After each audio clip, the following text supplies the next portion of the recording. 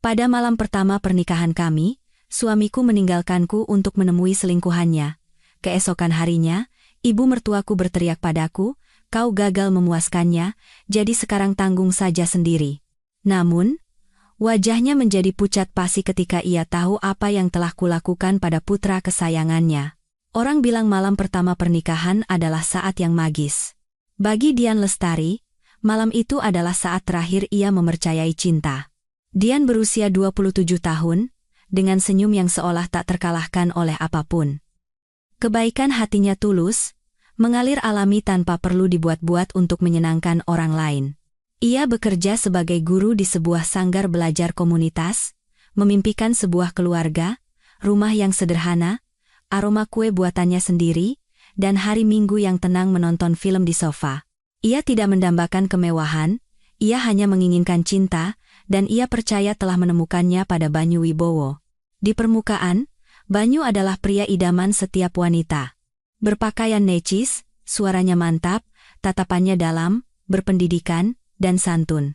Dian bertemu dengannya di sebuah acara penggalangan dana yang diadakan oleh salah satu temannya yang aktif di kegiatan sosial. Banyu menyumbangkan beberapa unit komputer untuk anak-anak di lingkungan itu. Ia berkata bahwa ia suka menolong dan mengagumi wanita seperti Dian. Malam itu, Dian pulang dengan hati berdebar, bukan karena apa yang dimiliki Banyu, tetapi karena betapa berharganya Banyu membuatnya merasa. Begitulah semuanya dimulai. Bulan-bulan berikutnya diisi dengan bunga, surat, dan puluhan makan malam diterangi cahaya lilin. Dian, yang tak pernah punya pengalaman dengan pria seperti itu, merasa seperti hidup dalam sebuah dongeng. Dengan bangga ia memperkenalkan Banyu kepada keluarganya.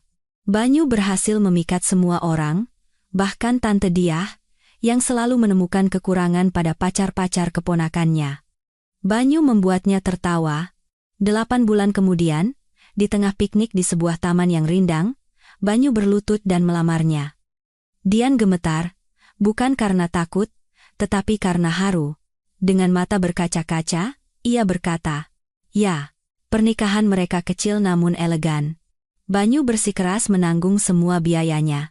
Dian tidak begitu mengerti mengapa semua begitu terburu-buru, tetapi ia menganggap itu karena Banyu sangat mencintainya. Bunga, fotografer, tamu-tamu bergaun panjang. Semuanya tampak seperti adegan dari film romantis, tetapi ada beberapa kejanggalan. Ibu Banyu, Ibu Ratna, tidak pernah menatap matanya selama upacara. Saat memeluknya, rasanya seperti menyentuh sebongkah es. Di sebelahnya, sepupu Dian, Fania, tampak saling melempar senyum rahasia dengan Banyu.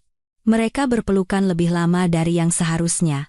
Saat sesi foto, Fania bahkan mencium pipi Banyu, terlalu dekat dengan bibir. Dian mencoba meyakinkan dirinya bahwa itu hanya rasa tidak amannya.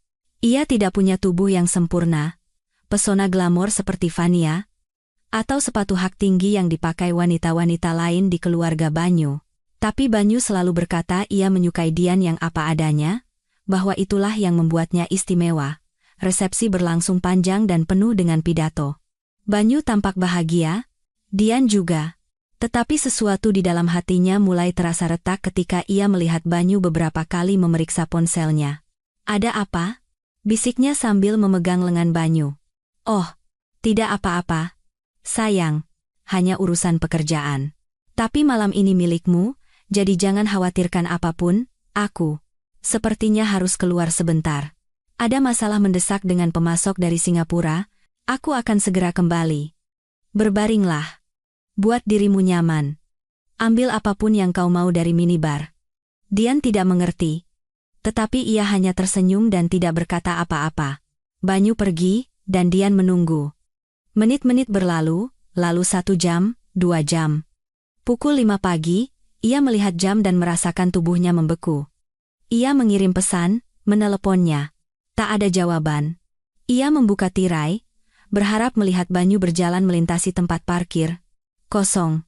Matahari mulai terbit, dan gaun pengantinnya tergantung di kursi, menjadi saksi bisu sebuah janji yang hancur. Ia mandi, berpakaian, dan mengemasi barang-barangnya dalam diam. Saat meninggalkan hotel, resepsionis memberinya senyum penuh arti. "Semuanya lancar, Bu Dian?" "Ya." Ya, sangat lancar. Ia berbohong. Ia tidak ingin siapapun tahu. Ia naik taksi dan langsung menuju rumah Banyu. Saat masuk, ia melihat seorang asisten rumah tangga sedang membersihkan lantai di dekat pintu masuk. "Apakah Mas Banyu ada?" tanyanya, mencoba terdengar biasa saja. "Bapak pergi tadi malam dan belum kembali, Bu?" Ibu Ratna sedang sarapan di atas. Dia naik ke lantai atas. Jantungnya berdebar begitu kencang seolah akan menembus tulang rusuknya. Ibu Ratna menatapnya dari atas ke bawah. Dian belum tidur semalaman. Kantung matanya terlihat jelas, dan suaranya bergetar. "Selamat pagi, Bu," katanya dengan suara serak. "Ibu? Kau pikir kau masih bagian dari keluarga ini?" jawab Ibu Ratna tanpa menyembunyikan nada jijiknya. Dian tidak bisa mengerti. Banyu tidak kembali. Dia pergi saat fajar. Dia meninggalkan saya sendirian di kamar. Ibu Ratna meletakkan cangkir tehnya dengan keras di atas piring. Matanya setajam pisau. "Apa yang kau harapkan? Seorang wanita membosankan, tidak menarik, dan tidak seksi sepertimu benar-benar berpikir anakku akan tinggal bersamamu setelah malam yang menyedihkan itu?" Dian merasa pusing. "Apa maksud ibu? Astaga, kau bahkan tidak tahu cara menggoda seorang pria. Apa kau pikir anakku akan jatuh cinta pada wanita yang berpakaian seperti nenek-nenek dan tidak tahu cara membuat pria menginginkannya? Kau gagal memuaskannya, jadi sekarang tanggung saja sendiri." Dian menelan ludah. Ia ingin menjawab, tetapi tak ada kata yang keluar. "Pergi. Jangan mempermalukan kami lebih jauh lagi, dan jangan pernah kembali ke rumah ini. Sudah cukup memalukan harus mendudukkanmu di meja makan kami. Di mana Banyu? Bersama orang lain yang tahu cara memperlakukannya. Bukan gadis penakut atau wanita murahan sepertimu." Tepat pada saat itu, Fania menuruni tangga. Dian menatapnya. Fania mengenakan kemeja Banyu. Kemeja yang langsung dikenali Dian. Fania menatap Dian dengan senyum yang nyaris polos. "Oh, aku tidak tahu kau di sini," katanya seolah tidak ada kesalahpahaman apapun. Dian pergi tanpa berkata apa-apa. Kakinya gemetar, ia menuruni tangga seolah dunia miring di bawahnya. Di jalanan, matahari bersinar terik. Ia duduk sendirian di sebuah halte bus, memegang kantong plastik berisi gaun pengantinnya. Seorang anak kecil di bangku sebelah menatapnya lekat-lekat. Ia mencoba tersenyum, tetapi tidak bisa. Dalam waktu kurang dari 24 jam, Dian telah berubah dari seorang istri menjadi sebuah gangguan. Namun, apa yang tidak diketahui Ibu Ratna, Fania, dan Banyu adalah bahwa wanita yang baru saja mereka injak-injak ini suatu hari akan meruntuhkan mereka. Dian tidak menangis di halte bus itu. Ia tidak berteriak atau meraung seperti yang mungkin dilakukan orang lain. Ia hanya diam, seolah tubuhnya tidak tahu harus berbuat apa, seolah jiwanya telah pergi melakukan perjalanan tanpa pemberitahuan. Ia memegang erat kantong plastik berisi gaun pengantin itu, yang masih menyisakan aroma parfum dan kekecewaan. Angin berhembus acuh tak acuh.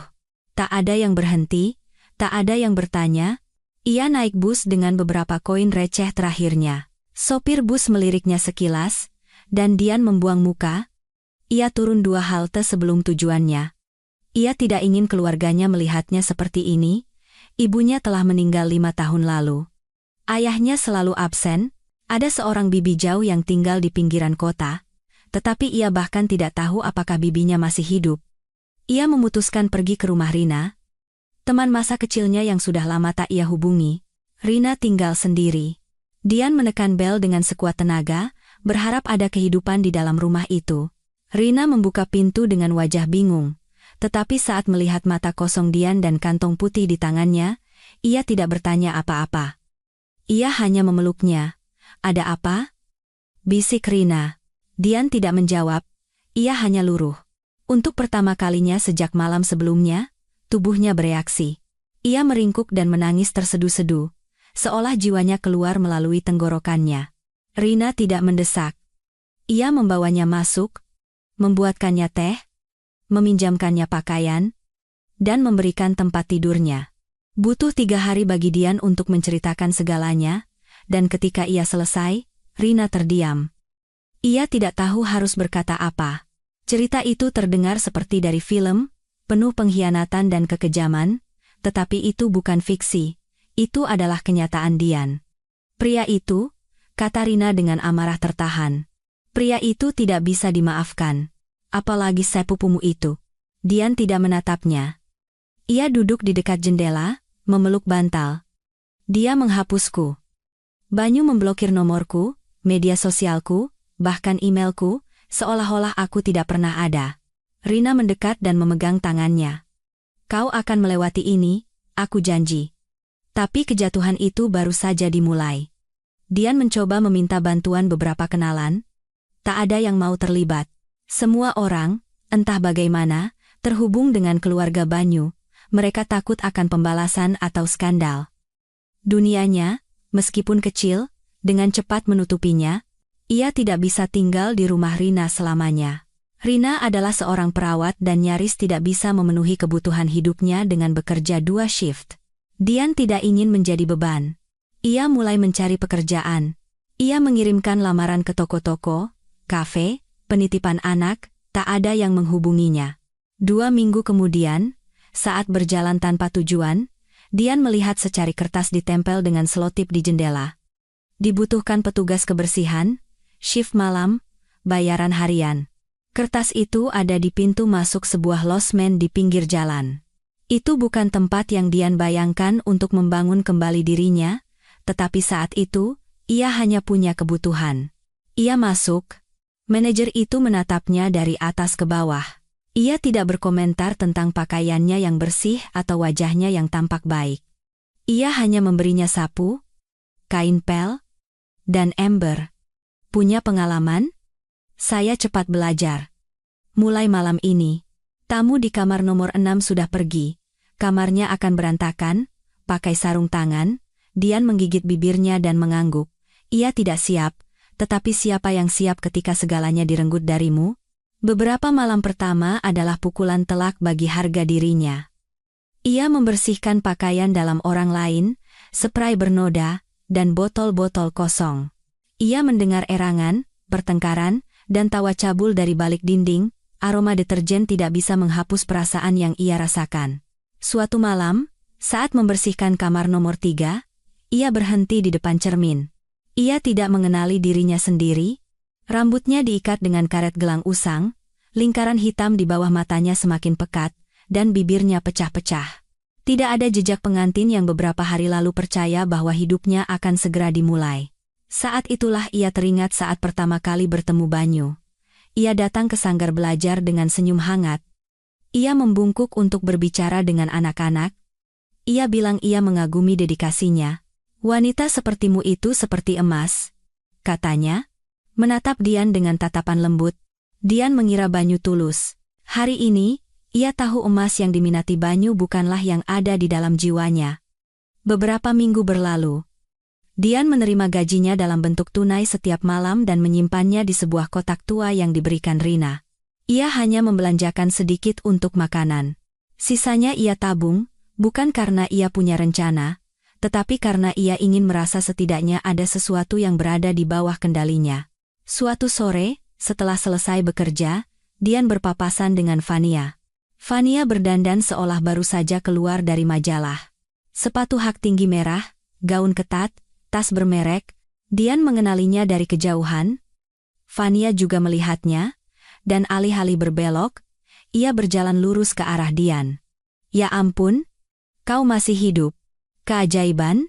Dian tidak menjawab dan terus berjalan. Kau bekerja di sini? Menarik. Kupikir kau akan meringkuk menangis di sudut manapun, seperti yang biasa kau lakukan. Dian berhenti. Bukan karena takut, tetapi karena gelombang amarah yang tertahan. Apa maumu, Vania? Vania tertawa. Hanya menyapa. Tahu kan? Antar keluarga. Meskipun, setelah apa yang kau lakukan, aku tidak yakin kita masih bisa disebut keluarga. Apa yang kulakukan? Oh, mencoba mempertahankan pria yang jelas-jelas bukan untukmu. Sudah kubilang dari awal, cinta bukan untuk semua orang, terutama bukan untuk orang sepertimu. Dian menarik napas dalam-dalam dan menatap mata Vania. Kau salah. Aku tidak pernah ingin mempertahankannya. Aku hanya ingin dia bahagia. Tapi sepertinya itu pun tidak penting baginya. Vania tertawa terbahak-bahak. Oh, Dian. Kau masih saja naif. Menggemaskan sekali. Jaga dirimu baik-baik, ya. Jangan sampai kotor. Ia berjalan pergi sambil tertawa. Dian tidak menangis. Tidak. Kali ini ia berjalan lebih tegak, lebih sadar. Sesuatu di dalam dirinya mulai berubah. Kemarahan itu bukan lagi musuhnya. Itu adalah apinya. Beberapa minggu berikutnya berlalu dalam keheningan. Pekerjaan. Rina. Rutinitas. Tetapi di dalam kepalanya, sebuah gagasan mulai tumbuh. Ia tidak menginginkan balas dendam. Ia ingin mengerti mengapa. Mengapa mereka memanfaatkannya, mengapa keluarga Banyu begitu membencinya, apa yang ada di balik semua ini. Suatu malam, saat membersihkan kamar mandi kamar nomor 8, seorang tamu masuk. Ia melihat Dian dan meminta maaf. Maaf, saya kira sudah selesai dibersihkan. Dian bangkit dan tersenyum. Tidak apa-apa, Pak. Sudah hampir selesai. Pria itu mengamatinya dalam diam. Usianya sekitar pertengahan 50-an. Berpakaian rapi, ia tampak tidak cocok dengan tamu-tamu lainnya. Sudah lama bekerja di sini, baru beberapa minggu, kau tidak terlihat seperti orang yang seharusnya di sini. Terlihat dari matamu, kau adalah sesuatu yang jauh lebih besar. Dian menunduk, merasa tidak nyaman. Saya hanya berusaha bekerja, Pak. Pria itu mengangguk. Ya, itu bagus. Bekerja dengan martabat, bahkan ketika sulit, ada orang yang lebih suka mencuri jiwa orang lain sebelum bisa mendapatkan sepotong roti untuk dirinya sendiri. Dian menatapnya dengan kaget. Pria itu tersenyum. Maaf jika saya lancang. Terkadang, orang yang pernah menderita akan mengenali penderitaan pada orang lain. Ia pergi, meninggalkan Dian dengan jantung berdebar. Kata-kata itu terus terngiang di benaknya. Malam itu, saat meninggalkan losmen, Dian tidak langsung pulang ke rumah Rina. Ia berjalan, merasakan angin di wajahnya. Ia berhenti di depan sebuah etalase toko dan menatap dirinya lagi. Wanita yang sama, wajah yang sama, tetapi kini ada sesuatu yang baru di matanya. Bukan lagi hanya kesedihan, tetapi sesuatu yang lain, sesuatu yang bahkan ia tidak tahu ia miliki, kekuatan. Dan meskipun ia belum menyadarinya, ia mulai bangkit. Sejak malam orang asing itu memberitahunya bahwa ia tidak pantas berada di sana, Dian tidak lagi menjadi orang yang sama. Kata-kata itu melekat di ingatannya seperti lagu yang tak terlupakan, yang ia tidak tahu kapan ia pelajari. Ia mulai berjalan dengan cara berbeda, mengamati dengan cara berbeda, dan berpikir dengan cara berbeda. Beberapa minggu kemudian, ia memutuskan untuk berhenti dari pekerjaannya di losmen. Ia telah mengumpulkan sedikit uang, tidak banyak, tetapi cukup untuk makan dan ongkos selama beberapa hari. Ia merasa jika terus di sana, jiwanya akan terbiasa dengan kegelapan itu. Dan itu adalah sesuatu yang tidak bisa ia biarkan. Ia sudah terlalu banyak melewati malam-malam yang menyesakkan. Suatu Senin pagi, saat berjalan di pusat kota, ia melihat sebuah pengumuman di pintu sebuah toko kecil. Dibutuhkan relawan untuk program bimbingan belajar warga. Tempat itu tampak sederhana, dengan dinding yang catnya sudah pudar dan mural anak-anak yang belum selesai. Pengumuman itu tidak menawarkan uang, tetapi menawarkan sesuatu yang lebih dibutuhkan Dian, tujuan. Ia masuk. Ia disambut oleh seorang wanita dengan wajah ramah, kacamata tebal, dan rambut yang diikat sanggul berantakan. Selamat siang. Anda datang karena pengumuman itu? Tanyanya. Iya. Saya tidak punya pengalaman formal di LSM, tapi saya pernah menjadi guru.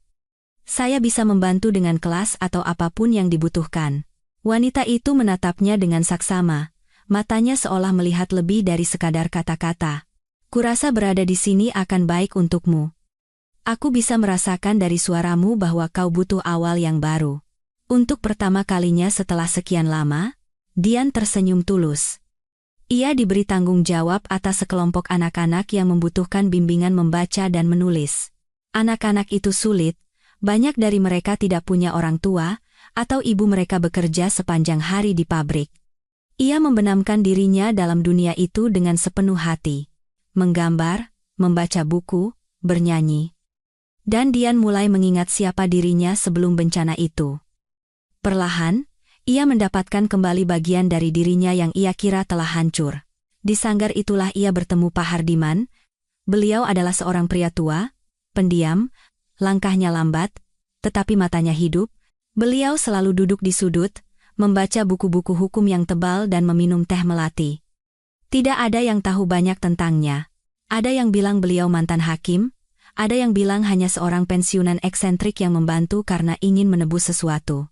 Suatu sore, ketika Dian sedang menggambar dengan anak-anak, Pak Hardiman mendekat dan meletakkan sebuah buku di mejanya. Ini untukmu. Aku membacanya saat seumuranmu, dan itu mengubah cara berpikirku. Dian mengambil buku itu. Judulnya Kekuatan Mengenal Diri Sendiri. Terima kasih, Pak. Saya tidak tahu masih ada buku seperti ini ditulis. Tentu saja. Yang sulit bukanlah membacanya, tetapi memahaminya saat kau paling membutuhkannya. Sejak saat itu, Pak Hardiman dan Dian mulai sering berbicara. Beliau jarang bertanya tentang masa lalunya, tetapi ketika bertanya, pertanyaannya selalu tepat sasaran. Bukan tentang apa yang terjadi, tetapi tentang apa yang ia rasakan sekarang. Apa yang kau lakukan dengan kemarahanmu? Tanyanya suatu kali. Dian menatapnya, terkejut dengan pertanyaan itu. Saya menahannya. Terkadang rasanya mencekik, tapi saya tidak tahu harus berbuat apa. Jangan ditahan, pelajari. Kemarahan juga berbicara.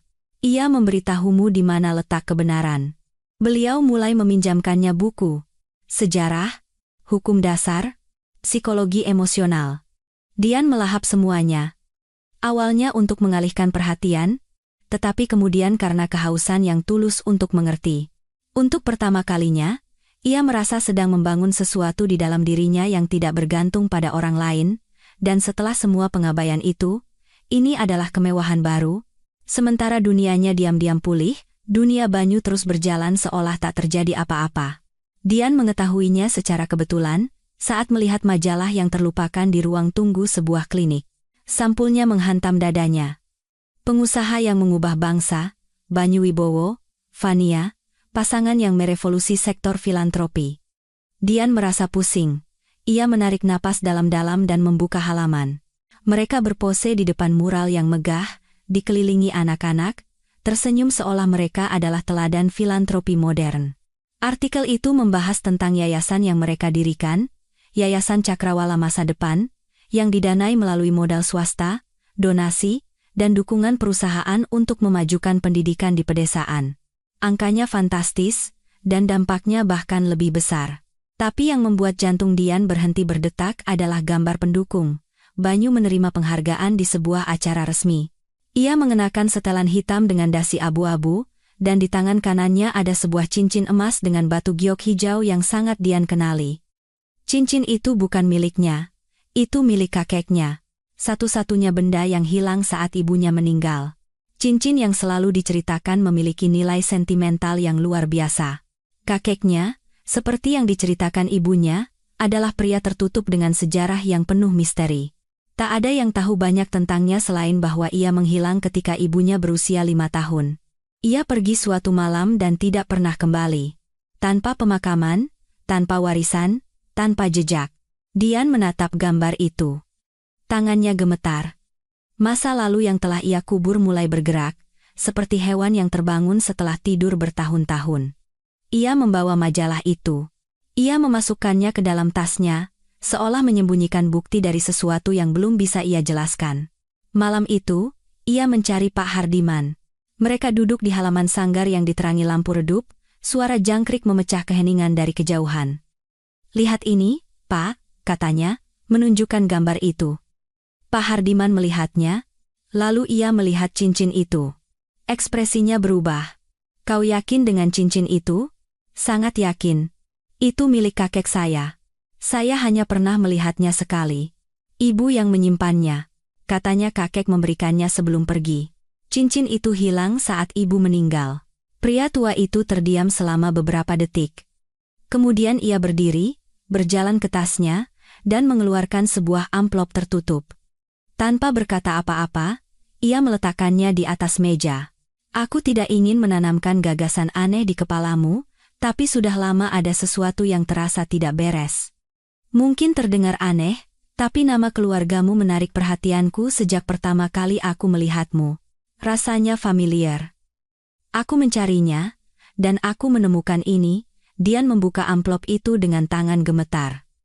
Di dalamnya ada dokumen-dokumen, banyak dokumen, salinan pendaftaran, potongan surat wasiat yang belum selesai, dan laporan notaris tentang harta warisan yang dibekukan karena proses hukum yang belum selesai.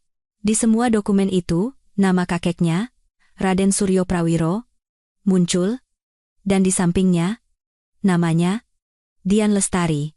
Apa ini? Kakekmu memiliki beberapa properti. Bukan konglomerat, tapi ia punya aset, saham, dan tanah. Karena ia tidak pernah dinyatakan meninggal secara resmi, tidak ada yang bisa mengklaimnya secara hukum. Ia menghilang, tapi secara hukum, ia masih hidup sampai beberapa bulan yang lalu. Dan kau, sebagai satu-satunya putri dari putri tunggalnya, terdaftar sebagai ahli waris tunggal. Dokumen-dokumen ini bersifat publik, tapi hanya sedikit yang tahu, dan aku mencarinya karena aku punya kecurigaan. Dian tidak mengerti. Kecurigaan apa? Pa? Pak Hardiman menatapnya dengan serius. Kecurigaan bahwa apa yang terjadi padamu bukanlah kebetulan. Dian merasa tanah di bawahnya runtuh. Ia bersandar di kursi, dan majalah itu jatuh ke atas meja. Cincin itu berkilauan di bawah cahaya lampu, seolah tahu ia telah ditemukan. Maksud Bapak, Banyu tahu ini sebelum saya, dan pernikahan kami, bukan hanya karena cinta. Dian menggigit bibirnya. Setetes air mata jatuh tanpa izin di pipinya, tapi ia tidak menangis. Tidak lagi. Kenapa Bapak tidak memberitahuku lebih awal? Karena kau belum punya kekuatan untuk mendengar kebenaran. Sekarang, kau punya. Dian mengumpulkan dokumen-dokumen itu dengan hati-hati, jantungnya berdebar kencang, bukan karena sakit, tetapi karena sesuatu yang baru, kemarahan yang memiliki arah. Malam itu ia tidak tidur. Ia duduk merenungkan setiap kata, setiap nama, setiap tanggal dalam dokumen yang diberikan Pak Hardiman. Ia menyadari ceritanya telah dimulai jauh sebelum ia mengerti bahwa ia berada di dalamnya. Dan meskipun ia belum tahu apa yang harus dilakukan, ia punya firasat bahwa apa yang baru saja ia temukan hanyalah halaman pertama dari sebuah buku yang sesungguhnya. Dian tidak tidur malam itu. Setiap lembar dokumen yang diberikan Pak Hardiman menjadi cakar yang menggores kenaifannya. Pikirannya memutar ulang setiap adegan dari masa lalunya, mencari tanda-tanda yang sebelumnya tidak mau ia lihat, cara Banyu terburu-buru menikahinya, kebaikan mendadak Fania sebelum ibunya meninggal, pertanyaan-pertanyaan yang tampak polos tentang nama keluarga dan silsilahnya. Semuanya mulai memiliki makna yang berbeda. Itu bukan kesalahan, itu adalah sebuah permainan. Pagi datang tanpa peringatan. Langit berwarna abu-abu. Dian mencuci muka, menegakkan bahunya, dan muncul di sanggar belajar seperti biasa. Anak-anak menyambutnya seolah tidak ada yang berubah, tetapi ia bukan lagi orang yang sama.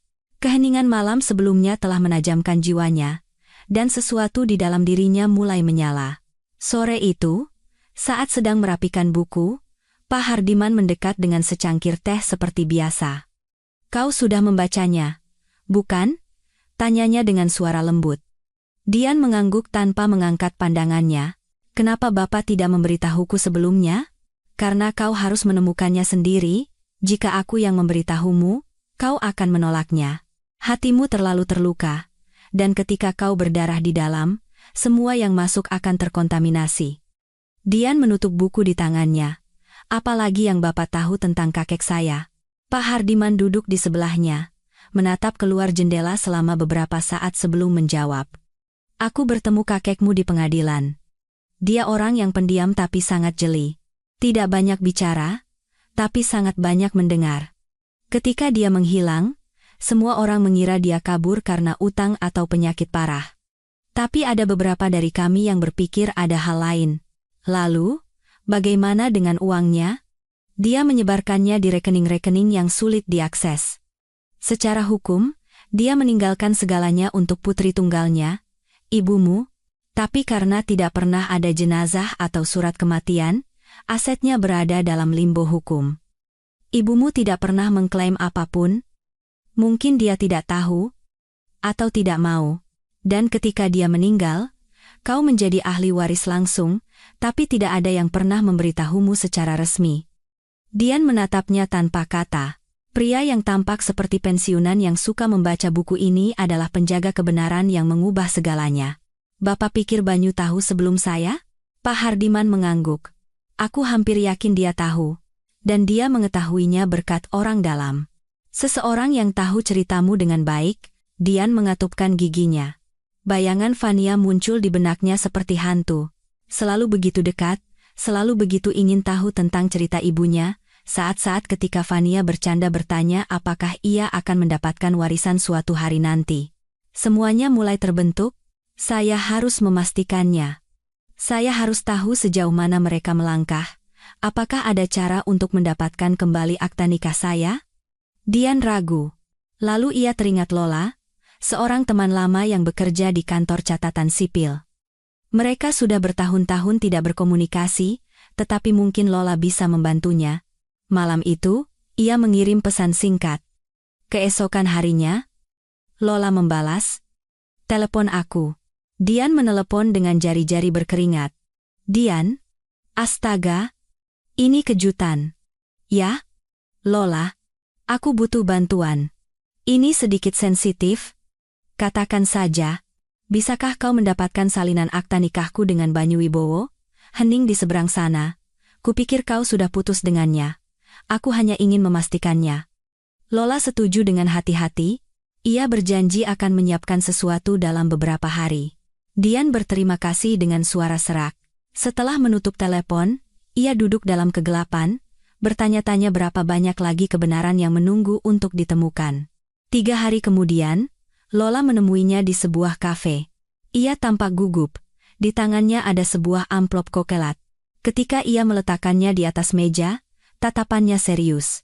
"Dian, apa yang kutemukan ini tidak masuk akal. Ini akta nikahmu, tapi ada juga putusan cerai yang ditandatangani lebih dari 2 tahun lalu. Apa? Tanda tanganmu ada di sini? Tanda tangan Banyu juga. Dan semuanya disahkan oleh kantor notaris ternama. Tapi kau yang menandatangani ini." Dian mengambil dokumen itu dan membacanya dengan tenang. Namanya, nomor KTP-nya, tanggalnya. Tapi tanda tangannya bukan miliknya. Terlihat sama, tapi bukan. Ia langsung tahu, namun cap itu tertera di dokumen resmi. "Aku tidak pernah menandatangani ini." "Tidak pernah?" Dia memalsukannya. Lola menatapnya dengan cemas. "Ini serius, Dian? Sangat serius." Dian mengumpulkan surat-surat itu, api menyala di dadanya, menggantikan kesedihan. Malam itu, ia kembali ke sanggar belajar. Pak Hardiman menunggunya dengan secangkir teh. Begitu melihatnya, beliau tahu sesuatu telah terjadi. "Apa yang kau temukan?" Dian menjatuhkan dokumen-dokumen itu di atas meja. "Dia memalsukan tanda tanganku. Dia menceraikanku tanpa sepengetahuanku. Semuanya sudah direncanakan." Pria tua itu membaca dokumen dengan saksama. Di wajahnya tidak ada keterkejutan, melainkan kepasrahan. "Sekarang ini bukan lagi hanya soal sakit hati, Dian. Ini penipuan, dan ini serius." Ia menggigit bibirnya dan mengangguk. "Jadi, apa yang harus saya lakukan sekarang?" "Sekarang, kita harus menyelidiki lebih jauh. Jangan bertindak gegabah. Mereka pasti merasa aman. Saat orang berpikir mereka telah menang, saat itulah mereka membuat kesalahan." Selama beberapa minggu berikutnya, Dian dan Pak Hardiman membenamkan diri dalam rutinitas yang sunyi dan cermat. Mengumpulkan dokumen, menganalisis pergerakan rekening publik, mencari nama-nama yang terkait dengan yayasan baru itu. Dian belajar dengan cepat. Malam-malam ia habiskan dengan membaca, membuat catatan, dan menggambar peta pikiran. Wanita yang dulu menangis dalam diam kini menjadi penyelidik yang teliti. Luka telah mengubahnya. Suatu Jumat pagi, saat sedang mengantre di sebuah kedai kopi, Dian melihat acara televisi di layar toko yang membuatnya tercekat.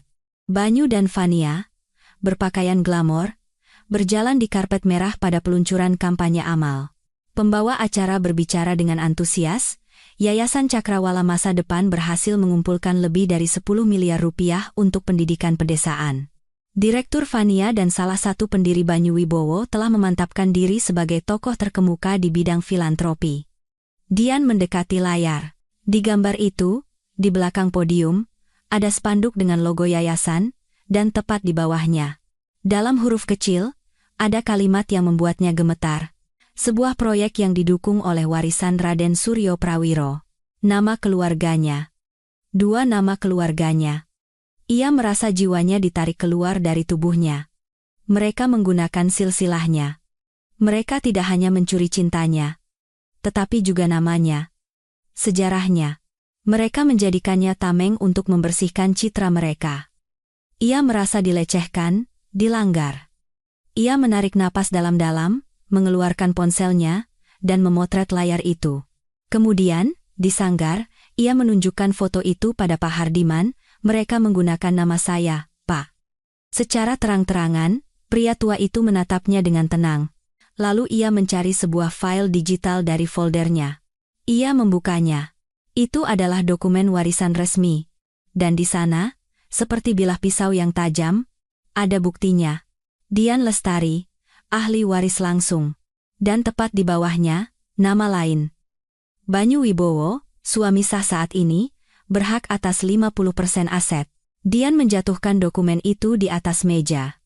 Ia tidak berkata apa-apa, hanya menarik napas dalam-dalam, seolah menahan badai di dalam dadanya. Ia tidak tahu bahwa sementara ia menemukan kebenaran, mereka sudah mempersiapkan langkah berikutnya.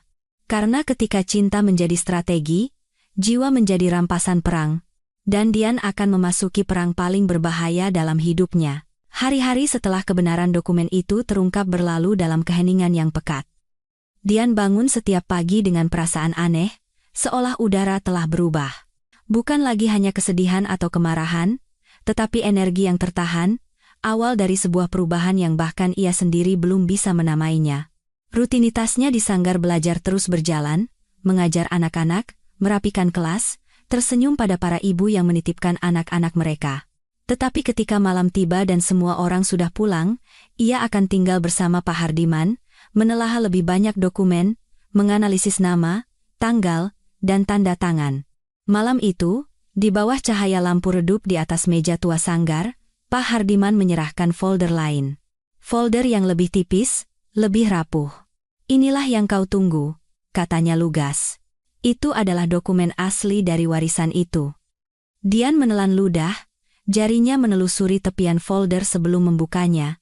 Ia membukanya dengan hati-hati, seolah udara bisa merobek kertas-kertas itu. Lembar pertama adalah akta notaris. Di sana tertulis dengan jelas bahwa kakeknya, Raden Suryo, meninggalkan kekayaan yang terbagi dalam properti, investasi, dan simpanan tersembunyi di sebuah dana perwalian. Tak satu pun dari itu yang bergerak selama lebih dari 20 tahun. Yang mengejutkan bukan hanya uangnya, tetapi juga bahwa semuanya bersyarat. Pak Hardiman menghentikannya sebelum ia mencapai halaman kedua. Baca ini dengan saksama. Kakekmu tidak meninggalkan wasiat klasik. Ia meninggalkan instruksi yang presisi. Ia tahu bahwa jika ia meninggal tanpa memperjelas segalanya, hartanya akan menjadi sasaran empuk. Jadi, ia memasang perangkap hukum. Dian terus membaca. Di sana tertulis bahwa penerima manfaat langsung dari aset tersebut adalah keturunan langsungnya yaitu putrinya ketika status hukum pemiliknya terselesaikan. Tetapi karena ibunya telah meninggal dan tidak pernah mengajukan klaim, maka ia adalah pewaris berikutnya. Dan disinilah bagian yang mengejutkan, dokumen itu menetapkan bahwa pasangan sah penerima manfaat, jika menikah, secara otomatis berhak atas separuh aset, kecuali ada surat pernyataan pelepasan hak yang ditandatangani sebelumnya. Dian memejamkan matanya. Jantungnya berdebar kencang. Mereka tahu bahkan sebelum aku tahu. Banyu menikahiku karena ini.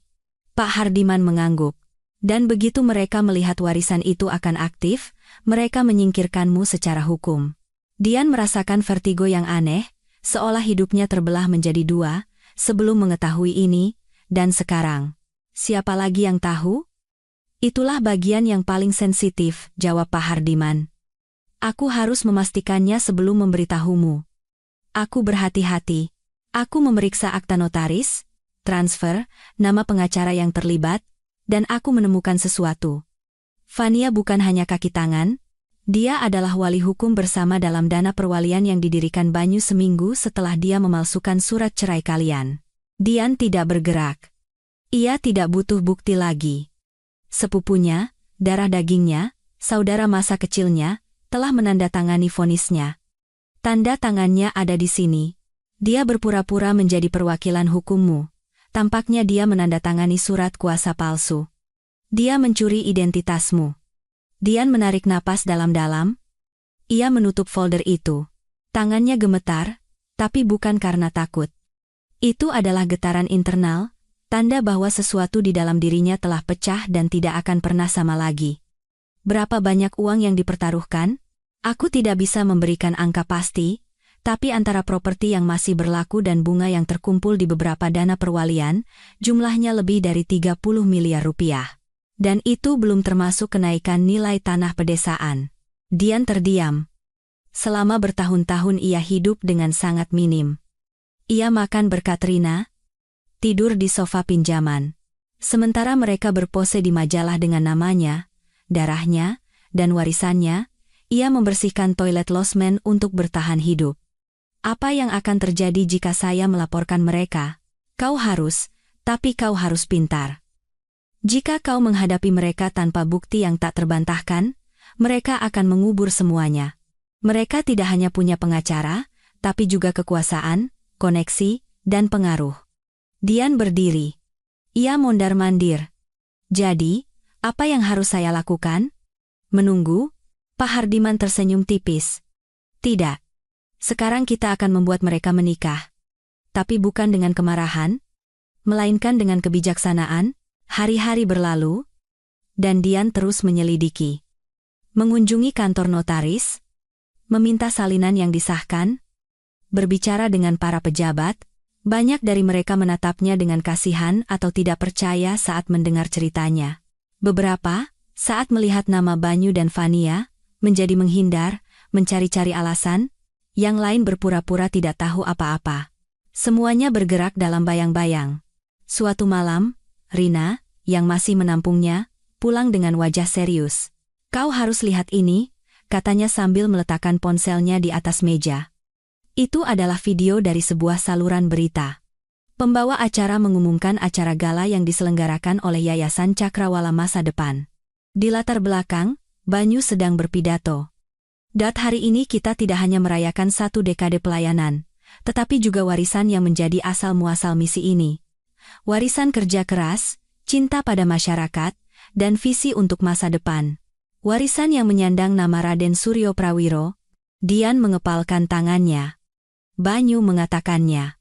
Di depan kamera, ia menggunakan namanya untuk membangun sebuah kerajaan, berbicara tentang cinta pada masyarakat sambil menyembunyikan kebohongan yang luar biasa. Rina menatapnya, tak bisa berkata-kata, tapi Dian hanya berdiri. Aku butuh bukti. Aku butuh orang-orang mendengar apa yang dia katakan. Dari mulutnya sendiri, ditandatangani dengan suaranya. Keesokan harinya, ia menghubungi Rania Salim, seorang jurnalis teman Pak Hardiman. Rania memiliki saluran independen yang melakukan investigasi tanpa filter, tidak terkenal, tetapi memiliki pengikut setia. Dian menjelaskan segalanya. Rania mendengarkan dalam diam. Kau punya rekaman, dokumen, nama, tanggal? Saya punya semuanya. Saya hanya butuh bantuan Anda untuk menyampaikannya ke dunia. Rania mengangguk. Kita akan membuat laporan. Tapi lebih dari itu, kita butuh pengakuannya, atau sesuatu yang kau rekam, yang membuktikan perkataannya. Dian berpikir sejenak, lalu ia teringat sesuatu. Banyu selalu percaya diri. Selama bulan-bulan awal pernikahan mereka, ia sering meninggalkan pesan suara untuk rekan-rekannya. Ia melakukannya di rumah, terkadang di depannya. Ia pikir hal-hal seperti itu tidak penting. Dian mengobrak-abrik barang-barangnya di sebuah kotak tua, salah satu dari sedikit barang yang ia bawa dari apartemennya. Di sana, di antara surat-surat dan foto-foto, ia menemukan sebuah USB tua. Ia menyambungkannya. File audio, tanggal, nama. Ia memutar salah satunya secara acak. Memo untuk Fania. Proyeknya aktif. Notaris sudah tanda tangan tanpa masalah. Dian tidak akan pernah tahu. Warisan itu milik kita. Mudah sekali. Dia bahkan tidak curiga. Dia menikah dengan mata tertutup. Dian membeku. Tubuhnya gemetar. Itu bukan fiksi. Itu dia. Suaranya. Pengakuannya. Rania menatapnya dengan mata terbelalak.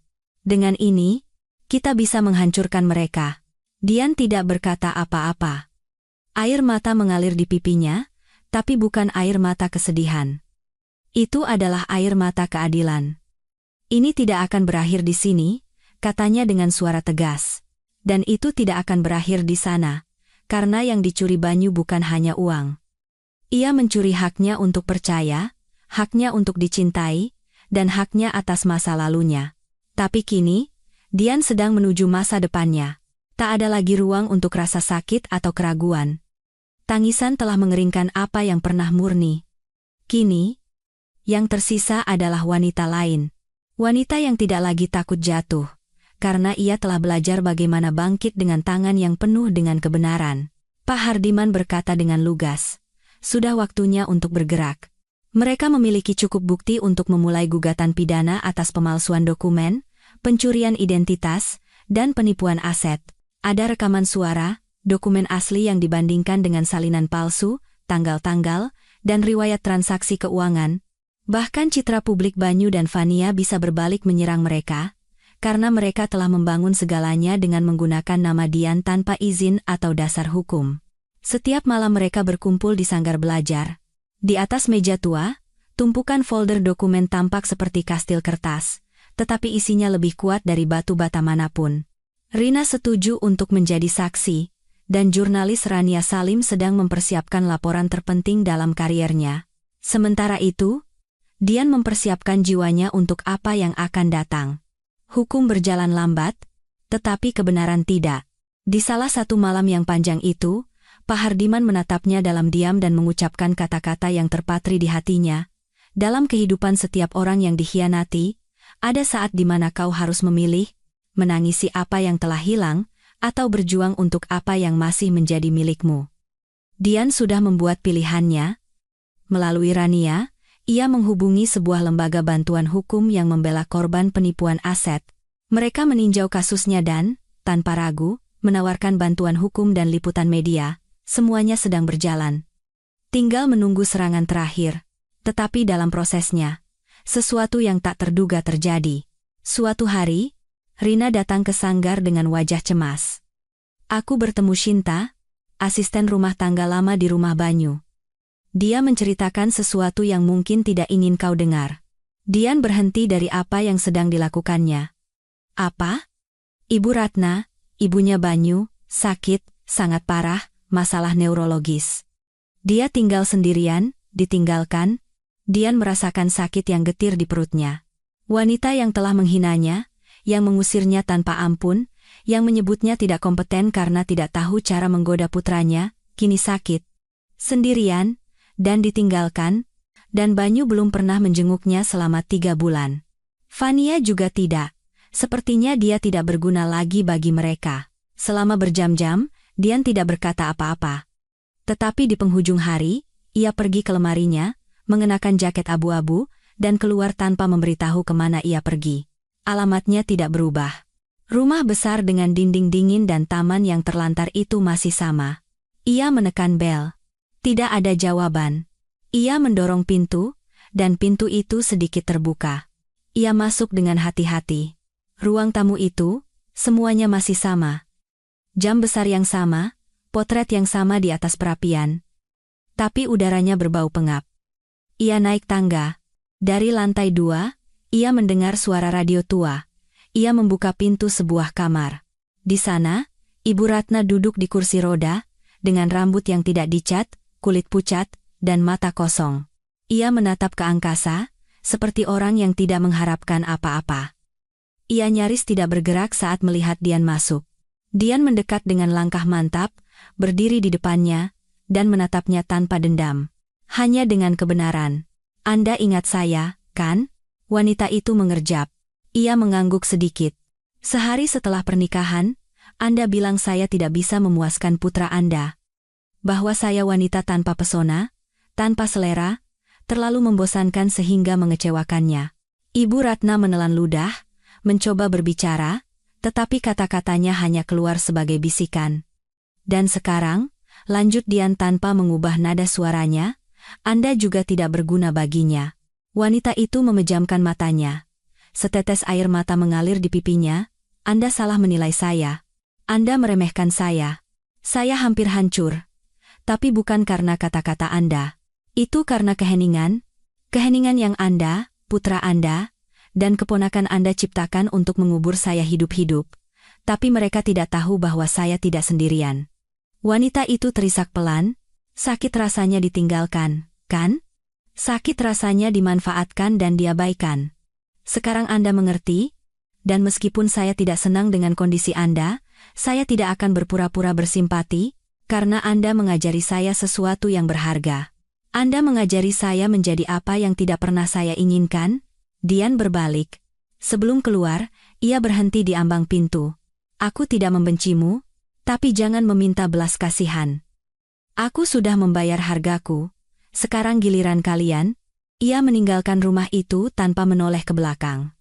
Malam itu, sementara Rania mengedit laporan akhirnya, Dian menyiapkan folder yang akan diserahkan ke media. Folder tebal berisi salinan yang disahkan, rekaman yang ditandai, dan transkrip yang dilegalisir. Setiap halaman adalah batu bata kebenaran, setiap bukti adalah rekening yang dilunasi. Yayasan Banyu akan mengadakan acara khusus di sebuah stasiun TV nasional. Acara itu akan disiarkan langsung. Mereka akan mengumumkan kemitraan baru dengan perusahaan multinasional untuk memperluas proyek mereka. Semuanya palsu, semuanya bohong. Dian tidak akan melewatkan kesempatan itu.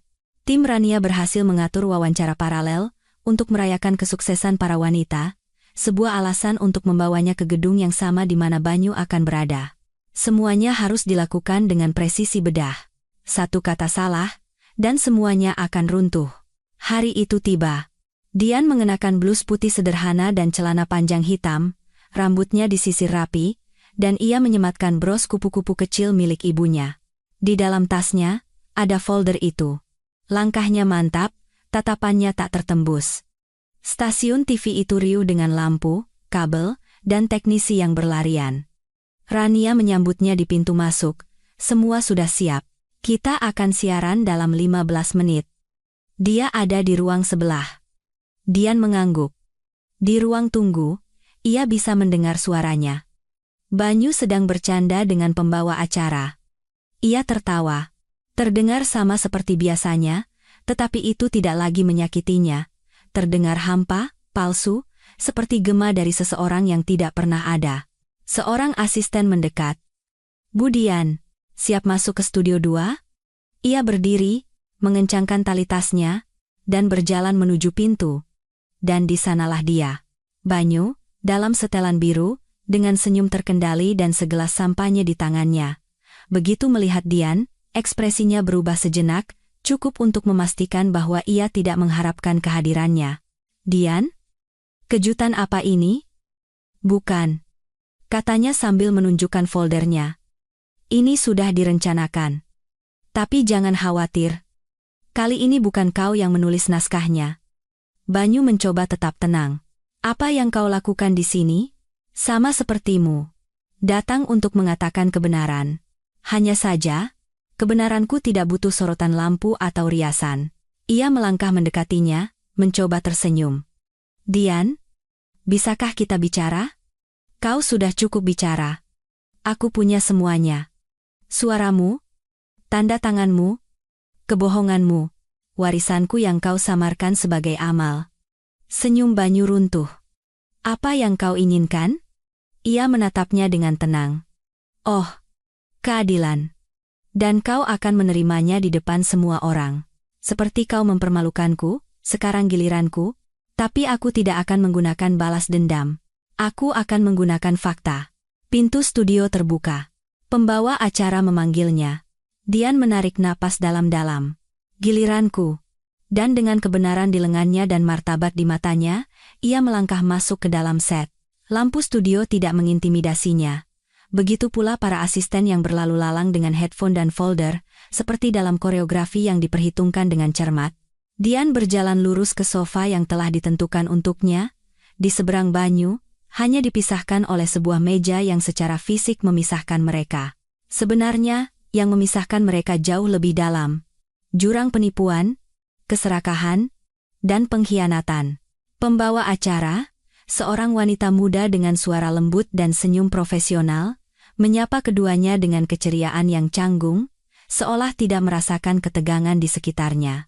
Banyu, berpura-pura biasa saja, merapikan jasnya dan tersenyum, tetapi tangannya berkeringat.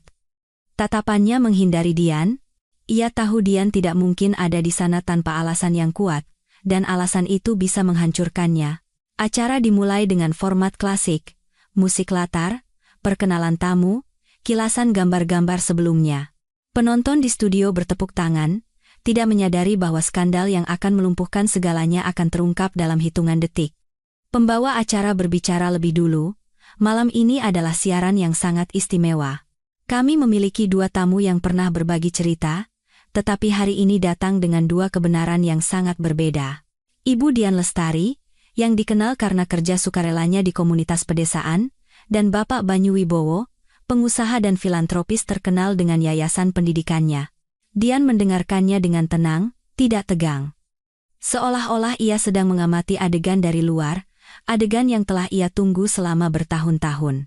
Ibu Dian, bisakah Anda ceritakan apa yang membawa Anda ke sini malam ini? Ia menarik napas dalam-dalam, membuka tasnya, dan mengeluarkan foldernya. Ia meletakkannya dengan hati-hati di atas pangkuannya. Lalu ia mengangkat pandangannya. Saya di sini bukan karena keinginan untuk menjadi terkenal atau balas dendam. Saya di sini karena kebutuhan untuk mengklaim kembali apa yang telah direnggut dari saya tanpa sepengetahuan saya. Karena ada kebenaran, dan hak untuk didengar setelah bertahun-tahun diam. Banyu mengerutkan kening. Pembawa acara mencoba mempertahankan kendali. Sesuatu telah direnggut dari Anda, Bu Dian? Nama saya, warisan saya, martabat saya menikah dengan pria ini, percaya pada cinta. Pada malam pernikahan kami, dia meninggalkan saya. Kemudian saya mengetahui bahwa pengabaian itu adalah bagian dari sebuah rencana. Dia menikahi saya karena dia tahu saya adalah pewaris kekayaan yang tidak saya ketahui. Dia memalsukan tanda tangan saya pada dokumen cerai palsu untuk mengklaim 50%-nya. Dia menggunakan nama keluarga saya untuk mendirikan yayasan dengan uang saya, dan dia melakukan semuanya dengan bantuan sepupu saya dan ibunya. Keheningan yang dingin menyelimuti. Pembawa acara mengerjap. Ini adalah jawaban yang tidak terduga. Apakah Anda punya bukti? Dian mengangguk dan membuka foldernya. Ia mengeluarkan dokumen satu persatu. Wasiat asli, perbandingan tanda tangan, akta cerai palsu, surat kuasa yang ditandatangani Fania, daftar properti yang dibeli atas nama yayasan menggunakan dana perwalian kakeknya. Lalu ia mengeluarkan sebuah perekam suara kecil. Dan ini suaranya. Tolong dengarkan. Di ruang kontrol, Rania sudah mengoordinasikan semuanya. Audio itu terdengar jernih melalui pengeras suara studio. Memo untuk Fania. Proyeknya aktif. Notaris sudah tanda tangan tanpa masalah. Dian tidak akan pernah tahu. Warisan itu milik kita. Mudah sekali. Dia bahkan tidak curiga. Dia menikah dengan mata tertutup. Wajah Banyu menjadi pucat pasi. Penonton di studio mulai berbisik. Beberapa menutup mulut mereka. Pembawa acara berbalik ke arah kru, mencari isyarat. Siaran terus berjalan, tidak terputus. Dian memanfaatkan kesempatan itu. Selama bertahun-tahun, saya membersihkan toilet losmen untuk bertahan hidup sementara mereka berkeliling dunia dengan jet pribadi. Mereka menggunakan nama saya sebagai merek untuk pencucian uang yang disamarkan sebagai amal. Saya tidak pernah ingin menjadi bagian dari ini, tetapi jika saya tidak melakukan apa-apa, saya akan menjadi kaki tangan dalam keheningan saya sendiri. Banyu berdiri, suaranya bergetar. Ini jebakan. Semua ini bohong. Rekaman itu direkayasa. Untuk pertama kalinya, Dian menatap lurus ke arahnya. Apakah kau mau aku memutar rekaman yang lain? Yang dimana kau menyebutkan bagaimana kau meyakinkan seorang pejabat untuk menandatangani dokumen tanpa kehadiranku? Atau yang dimana kau berbicara tentang rekening bank atas nama Fania di bawah nama Cakrawala masa depan tanpa dilaporkan ke pajak? Banyu kehilangan kata-kata. Pembawa acara, tanpa senyum lagi, menoleh ke arah kru. Tolong hubungi tim hukum stasiun untuk memastikan apakah kita harus melanjutkan siaran ini. Dari belakang panggung, seorang produser memberi isyarat. Terus. Skandal itu sudah viral. Ratusan pesan meledak di media sosial dengan gambar yang mengabadikan momen persis saat Banyu diekspos oleh bukti-buktinya. Setelah siaran selesai, Dian menyerahkan bukti-buktinya kepada seorang jaksa yang telah menunggu di belakang panggung. Beberapa jam kemudian, polisi membekukan aset yayasan. Rekening-rekening diperiksa, Fania dipanggil untuk memberikan keterangan. Banyu mencoba meninggalkan negara itu, tetapi ditangkap di bandara dengan dokumen palsu. Dalam beberapa hari, kasus itu menjadi berita utama. Semua orang ingin tahu siapa wanita yang, hanya dengan sebuah folder, sebuah perekam, dan tatapan yang jernih, telah menghadapi sebuah kerajaan. Dian tidak memberikan wawancara, tidak mencari ketenaran, tidak menjual ceritanya. Ia hanya menginginkan kedamaian. Ia kembali ke sanggar belajar, di mana anak-anak memeluknya seperti biasa. Di sana, dengan bantuan Pak Hardiman, ia mendirikan organisasinya sendiri. Ia tidak menggunakan nama Raden Suryo sebagai merek dagang. Sebaliknya, ia menggunakan nama baru yang datang dari hatinya, Yayasan Tunas Harapan. Ia mendedikasikannya untuk wanita-wanita yang telah dikhianati, ditipu, dan dibungkam. Ia mengajari mereka tentang hukum, harga diri, keuangan, dan hak-hak mereka. Ia berbicara kepada mereka tanpa menjadi korban, tanpa dendam. Ia berbicara dari lukanya yang telah sembuh. Suatu hari, ia menerima surat tanpa pengirim. Amplopnya putih, tanpa tanda apapun. Di dalamnya ada selembar kertas yang ditulis tangan, "Terima kasih karena tidak menyerah. Ceritamu menyelamatkan kami. Aku pikir ini adalah salahku, bahwa aku dilahirkan untuk menderita, tetapi setelah mendengar ceritamu, aku sadar aku bisa keluar dari sini. Terima kasih telah mengangkatku saat aku bahkan tidak percaya pada diriku sendiri." Dian menyimpan surat itu di sebuah kotak kayu bersama pesan-pesan serupa lainnya. Di sudut kantor kecilnya, itu adalah harta karunnya yang sesungguhnya. Beberapa minggu kemudian, ia mengunjungi Ibu Ratna untuk terakhir kalinya. Wanita itu tidak lagi berbicara. Matanya hampir sepenuhnya padam. Dian duduk di depannya dan memegang tangannya. Ia tidak banyak bicara. "Bukan aku yang menghancurkanmu, aku yang mengatasimu. Kau tidak pernah mengerti bahwa kemenangan sejati bukanlah tentang menjatuhkan orang lain, tetapi tentang terus berjalan tanpa membawa racun mereka." Wanita itu memejamkan matanya. Setetes air mata mengalir di wajahnya yang keriput. Dian berdiri dan mencium keningnya. "Beristirahatlah dengan tenang. Semuanya sudah berakhir." Dan ia pergi. Jauh kemudian, dalam sebuah sesi konseling kelompok di yayasannya, dikelilingi oleh wanita-wanita yang tersenyum malu-malu, Dian berbagi ceritanya tanpa air mata. Itu tidak lagi menyakitkan, itu adalah bahan bakarnya, benderanya. Ketika ia selesai, seorang wanita muda bertanya, "Bagaimana Anda tidak menyerah?" Dian tersenyum. "Karena aku tidak dilahirkan untuk jatuh. Aku dilahirkan untuk membantu orang lain bangkit." Kamera imajiner perlahan menjauh, menunjukkan para wanita yang duduk melingkar. Beberapa menangis, beberapa mengangguk, sementara Dian berdiri, mempertahankan tatapannya seperti seseorang yang tidak lagi takut pada kehidupan. Dan itulah balas dendamnya yang sesungguhnya. Balas dendam yang tidak berteriak, tidak menghancurkan.